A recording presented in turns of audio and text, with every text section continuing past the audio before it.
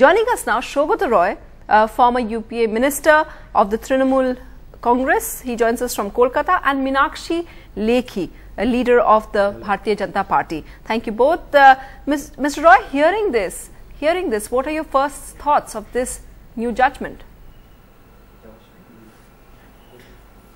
So this judgment is a good judgment in the sense that it's an attempt to cleanse the electoral system.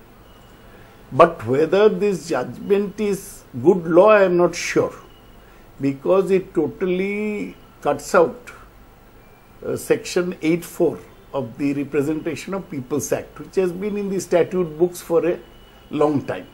The Supreme Court has opined that Parliament had no business to add this amendment.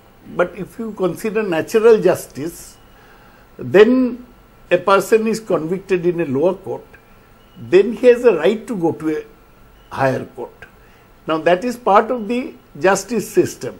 Now if you say once a lower court convicts you, you are permanently convicted and you will be out of assembly or parliament, I do not think that it will be entirely judicious and fair. Actually, but on sir, this is not even just, sir, this doesn't even talk about conviction. It just says if you're in jail, then you can't contest. It doesn't care whether you're convicted, you're only being detained. It just says if you're in jail, you can't. No, it doesn't say that. No, sir, this is a new Shunetra, one. you're going wrong there. Because the basic, no, I have seen the new one. The basic law is that if you're convicted for 2 years, you are barred from contesting for assembly and parliament. The other thing is that if the conviction takes place, earlier what happened, people were convicted in a lower court, while they are MPs or MLAs, they appealed to a higher court and their membership stayed. Right. Now this judgment says that their membership will go, and if that person is again released or acquitted by the higher court, he will retain his membership, which will have no meaning in case the term comes to an end. Yes. So there is a matter which is to be looked into. While this is an honourable effort, yes, I understand, to cleanse the political system of confusion. criminal elements, it is not necessarily good in law. I know, but sir, I think you're talking about the judgment which we have debated, which came yesterday about the conviction, and if you've been convicted even before you appeal, you are. Meenakshi Lekhi, the details which Arunachalam Vaidyanathan, NDTV's Supreme Court correspondent, is reporting, the new judgment which has come, which equates being in jail of having the right to vote with having the right to contest. Do you think it's sound? Are you will the BJP welcome it? You see, BJP has not met, and we have an internal consultation mechanism where we take party stands and party policy. But I am here right now representing not the BJP, though I am a BJP worker, but I am representing legal fraternity and I'm a lawyer.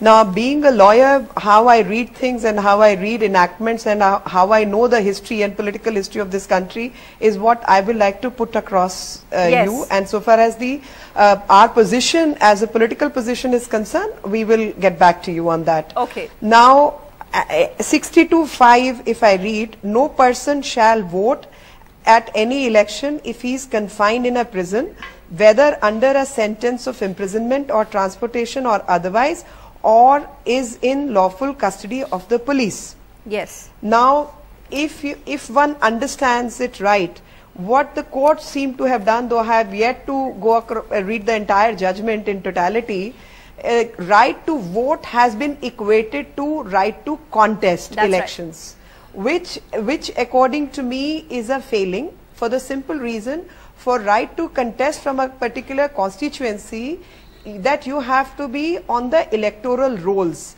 And when a person is on electoral rolls, the two cannot be equated, because one person has to be on electoral rolls, not necessarily participate in the electoral process in terms of voting. And in terms of voting, a person, and I'm coming back to the history, my own father-in-law contested election from jail while he was put behind bars in emergency.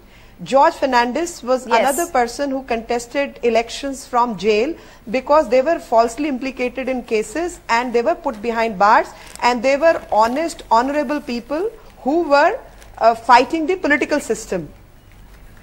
Right. Now, if we replicate that in today's time and tenure, we have a person, say for example, Mrs. Gandhi's constituency, Rai Bareli. Hardly anybody contests against her. Dimple Yadav, nobody is allowed to even file nomination. Now, this will be a tool in the hands of people who want to misuse it by not letting people even file nomination. Once we have dared to file nomination on false pretext, which may finally be allowed to go on bail or allowed to go on whichever format, will be allowed to go, and then you have disqualified them from contesting election. Yes. And this you need to see, in terms of another judgment by the Supreme Court in recent past, where Italian Marines were allowed to go back to their country during December vacation so that they could participate in the voting process.